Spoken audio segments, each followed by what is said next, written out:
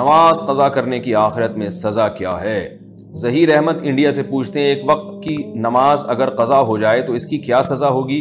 بعض لوگوں سے سنا ہے کہ اس کی سزا 300 سال جہنم میں جلنا ہے، کیا یہ بات درست ہے؟ نیز قضا نماز کی تلافی کس طرح ہوگی؟ 300 سال جہنم میں جلنے والی کوئی حدیث میرے علم میں نہیں ہے، البتہ ایک روایت پیش کی جاتی ہے فضائل اعمال کے حوالے سے کہ ایک حقب جنت میں جلے گا اور احقاب اس کی جمع آتی ہے، اور حقب کہتے ہیں 300 سال 80 سال۔ تو لیکن وہ جو فضائل اعمال میں روایت ہے وہ بھی ہم نے بہت تلاش کی ہے، وہ بھی کہیں بھی نہیں ملتی۔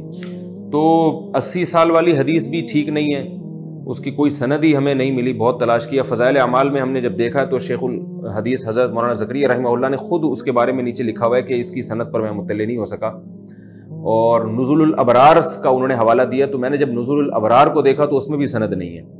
تو بہت تلاش کے باوجود بھی اس کی کوئی سرا ملتا نہیں ہے۔ تو ایسی روایت جس کے کوئی سر پیر ہی نہ ہو، تو جب تک کوئی اس کی تحقیق سے ثابت نہیں ہو جاتا اس کو آگے بیان نہیں کرنا چاہیے۔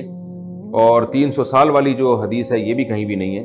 تو کتنے سال جہنم میں جلنا پڑے گا اس کا صراحتاً کسی حدیث میں تذکرہ نہیں ملتا، بس اتنا ہمیں ملتا ہے کہ اسلام میں جان بوجھ کر نماز قضا کر دینا یہ کبیرہ کے بھی کبیرہ گناہوں میں سے، یعنی اکبر الکبائر میں سے آتا ہے۔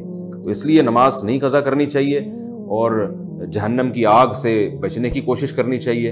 اور یہ بھی پتہ چلتا ہے کہ بہت بڑی سزا ہوگی جہنم میں نماز قضا کرنے والے کے لیے، معمولی سزا نہیں ہے، کیونکہ گناہ کی نوعیت سے سزا کی نوعیت بڑھ جاتی ہے، لیکن اس کی اسپیسیفک کوئی مقدار احادیث میں ہمیں نہیں ملتی کہ کتنے سال۔